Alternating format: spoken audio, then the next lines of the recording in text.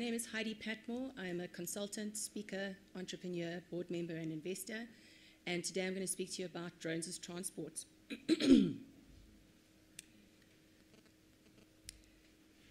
So the drones as transport space has kind of been around for quite a long time.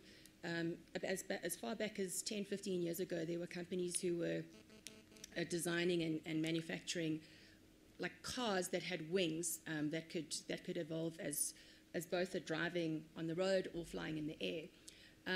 But there's been this huge wave of innovation in the last 2 years, starting with EHang's 184, which was launched at CES in 2016. And when this was launched, I kind of got interested. I was always interested in drones, but when I saw this, I was really interested in passenger drones or drones to be used to get people from one place to another, because I think there's massive, massive potential for that. So there's quite a few players in the market. I'm not going to go into too many people today because I've only got 15 minutes. But pretty much any application that you can think of that you could put people into a flying vehicle has been invented. They've got flying bikes, they've got flying motorbikes. There's these beautiful things from Joby, which are actually, sorry, let me go back there. Hold on a second, please bear with me. This is not working. There we go. Okay, so there's quite a few new things that have come out of deciding how to get people in the air from A to B. So, for example, here you can see that there's a rotor mechanism as well, but then it folds away so that you can have a fixed wing version of the plane as well, which is really exciting. So what we're seeing is a lot of innovation in this space, which is making a lot of excuse the PowerPoint, which is making a lot of waves in the industry. So, you know, whether it's a sort of a fancy DJI where someone's just put a lot of rotors onto a piece of equipment, this flying car, for example, still has to be flown by someone. It's flown via remote, like you fly a DJI. So a lot of the manufacturers have been very, very innovative, but there's still quite a few things holding people back, because I personally wouldn't get into a vehicle that someone else is like remotely flying me to somewhere. So even standard and well-known companies are starting to get into the space. For example, Toyota has commissioned this project, which is called the Cartivator Skydrive, and what it's done is they want to light the Olympic torch using a drone with a person in it at the next Olympics, which is in Japan. So there's all sorts of different applications that people are looking into. They've invested about $4.5 million to get this going. And interesting about this project is that it's run by a group of volunteers. So it's not a commercial project, it's actually a voluntary project. My most favorite drone that has come out is the Lilium jet. Some of you might have seen the videos. They've been around since about 2015. 4 German guys who all studied aeronautical engineering have come up with this beautiful, beautiful, beautiful device. And interesting, the investment in this space has also skyrocketed. I'm not sure how many people in the room are aware of a company called Tencent. They're the largest internet company in China. They're partially owned by Naspers, South African company. And they recently invested $90 million into Lilium Jet. And that is going to propel them into a serious player. And when you start joining the dots and you think, well, why would an internet company in China invest in a flying car company in Germany? You've got to think about the things that are happening in the world. So Tencent is based in Shenzhen, which is a city in China where a lot of hardware manufacturing happens. All the iPhones are built there, a lot of TVs, DJI drones are built there. And China has 6 of the world's megacities. There's about 10 cities in the world that have more than 10 million people as their population, and China has 6 of those. So if you join the dots, you think they can't, the roads are not getting any bigger. There's no more space for cars, okay? China's going to need, like in terms of economic growth, you need to move people from A to B. So you can kind of sort of figure out where this is going. Companies like Lilium Jet, I can predict, will be in commercial operation within the next 2 years, flying people around cities in China. Even companies like Airbus are getting involved. Last year at the Geneva Air Show, they showed this concept, which I think is also quite interesting in terms of how flying cars or passenger drones are going to get introduced into the broader transport network and into society in general. So this is a concept video of what Airbus thinks could happen in the future. And what I really like about it is it's modular. So this concept is a vehicle that can be driven on the roads, converted to a drone, and also integrated into a hyperloop. So I'm not sure how many of you are familiar with Elon Musk's hyperloop vision, but this is a really cool concept, I think.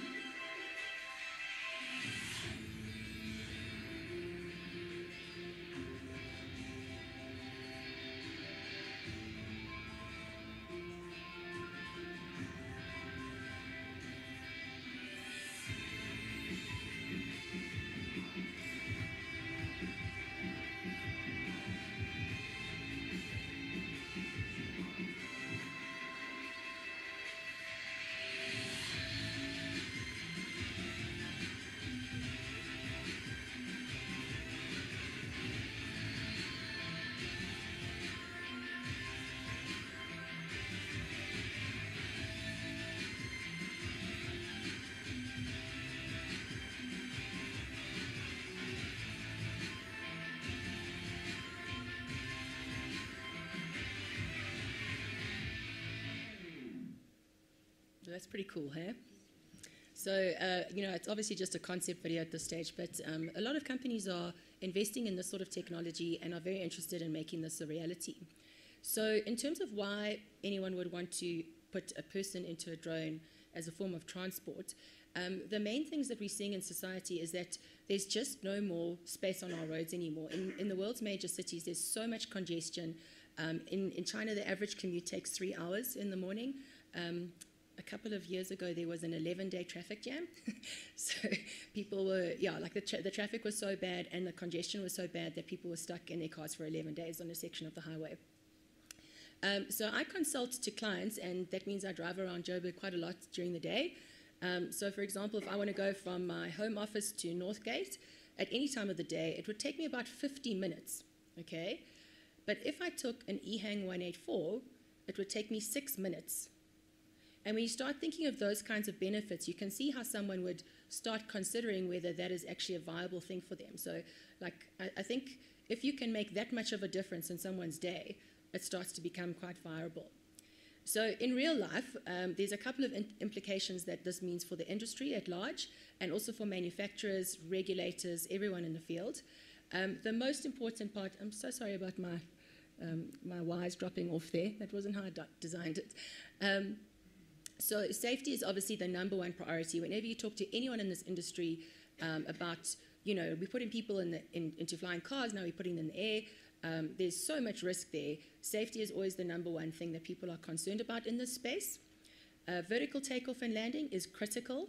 There's no, some of the flying cars that are out there at the moment, you have to drive to the airport to fly them in the air, and then you have to fly to another airport and then drive again, which completely defeats the point of the object. You need to get from point to point, and some companies are focusing on node to node. So you walk somewhere, get in a flying car, walk, land at your destination, then walk the last little mile or like the last few hundred meters. Other considerations are, would you like a drone this size landing in your neighbor's garage or driveway next to you?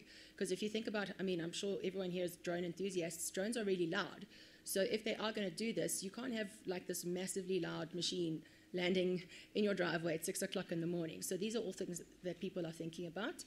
And the other main barrier to entry is that, for example, I have a marketing background. I know nothing about aviation in terms of being a pilot,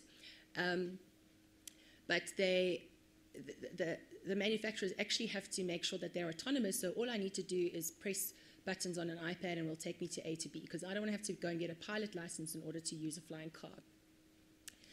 Infrastructure in our cities is going to change a lot.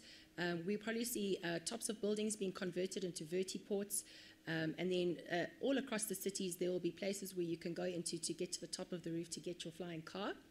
And then my most exciting project that I think is happening in the space is being driven by Uber. And they're piloting a project called aerial ride sharing, which is basically their next vision for getting people around the world, which is their overall mission. They've gone so far as to partner with 5 different aviation companies in terms of hardware manufacturers, and all of those manufacturers are working together to design new vehicles that Uber will buy and own and employ pilots for, and contract real estate companies to build the infrastructure.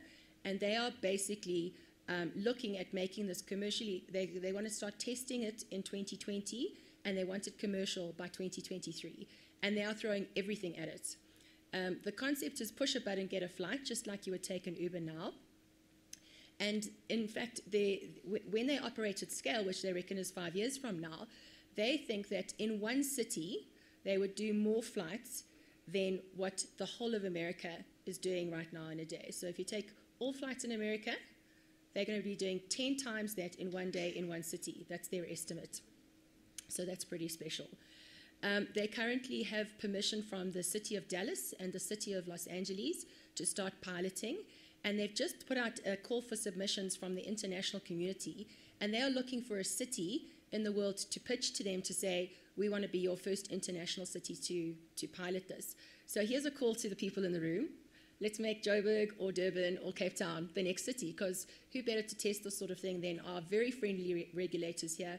We've got the perfect environment to experiment and trial technology, and we have like everything that we need to basically be a viable city, because Africa is the next big growth market. The long-term plan for Uber is that the cost of a flight would be the same as the cost of an UberX. Okay, so imagine you're going to be getting there in 90% less time at the same cost as your Uber takes you now. And then I just want to show you what their concept is in terms of how they envision a consumer experiencing this.